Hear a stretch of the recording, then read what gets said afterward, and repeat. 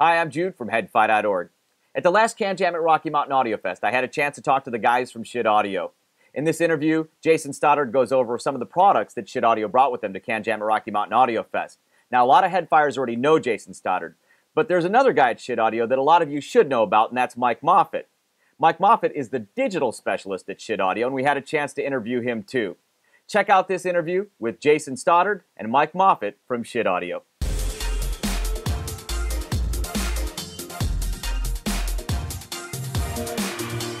Hi, this is Jude, and I'm here with Jason Stoddard at Schiit Audio at CanJam at Rocky Mountain Audio Fest 2012. I wanted to interview Jason solely because I want to hear somebody pronounce his product names properly. That's where we're going with this. So, no, seriously, I want Jason to tell us what they brought to the show, and he's going to give us a rundown of all their products that are here. Excellent. And I can't actually say that I'm going to pronounce them properly. I think you need to actually be Norse. But yeah, we have Mjolnir, my best shot at pronouncing it, and Gungnir. Mjolnir is actually Thor's hammer, and Gungnir is Odin's spear, so hence the Norse mythology. And these are our first balanced products, a balanced circlotron-style headphone amp, which is, as far as we know, unique in the industry, and a balanced hardware balanced DAC. That is actually has a unique clock system that allows it to actually look at the jitter and the center frequency of the incoming signal and then decide how it wants to reclock it. And we're getting some really interesting results from that. A lot of people plug into an Airport Express and say, hey, this buy better gear light comes on, and that's exactly what we call it. And it's like, you're surprised because...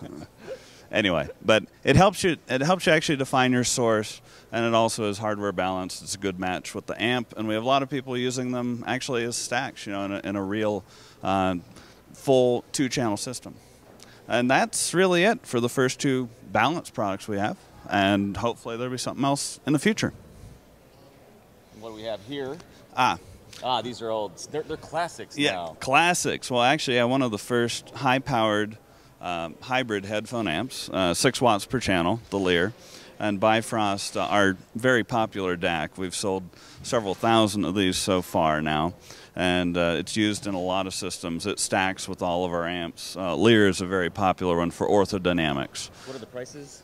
$449 and $349 or $449 with USB. Okay.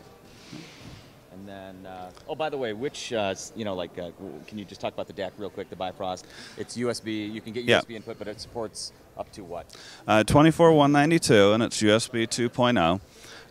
The big selling feature of Bifrost is it's upgradable, so you can actually change either the USB input or the analog card as technology changes. All right. Now moving on down? Oh, yeah, moving on down. To Valhalla, we go from a hybrid to an all-tube power amp. Really good for high-impedance headphones. We actually have it with the HD800s here, which a lot of people have said, $350 amp with HD800s. I don't know about that. And then they listen to it and they say, oh, that's actually a pretty nice combo.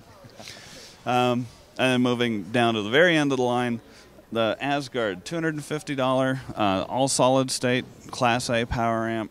And again, Bifrost, just showing a different stacking method. I guess I could say my wife made me do that because that's how she runs them. And that's it. I mean, so far, hopefully we've got some new stuff coming. I bet you do. So anyways, Jason, thank you so much for giving us a rundown of the Schiit Audio lineup here at CanJam at Rocky Mountain Audio Fest 2012. Good.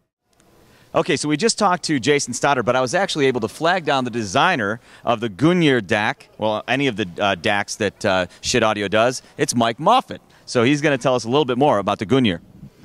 Well, the difference between the Gungnir and the Bifrost, I'm going to talk about the Bifrost too, is that the Bifrost is single-ended and the Gungnir is balanced, and it's hard-way balanced.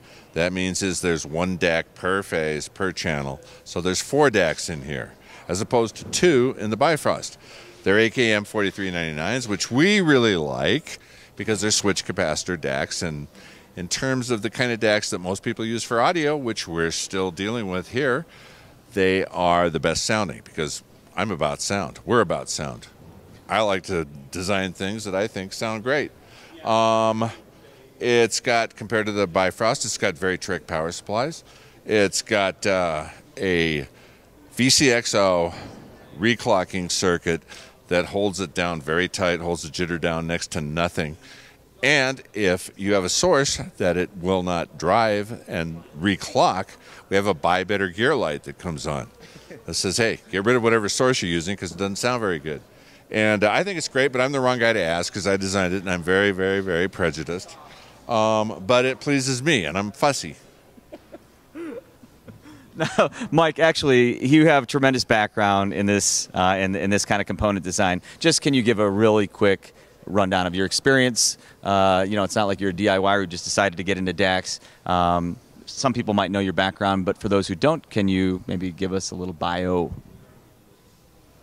Okay, well, in the 80s, I founded a company called Theta Digital that built the first audiophile, the first actually period audio D to A converter that was intended to be used with compact disc players at the time.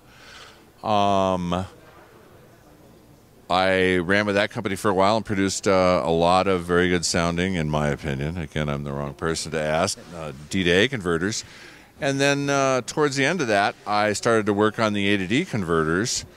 So I built and sold a series of A to D converters intended for mastering, sold it to MCA Records, and sold it to the old Mobile Fidelity, which was an old company that built, that reissued in very, very, very high quality audio classic releases. They did have a Dark Side of the Moon and many other titles.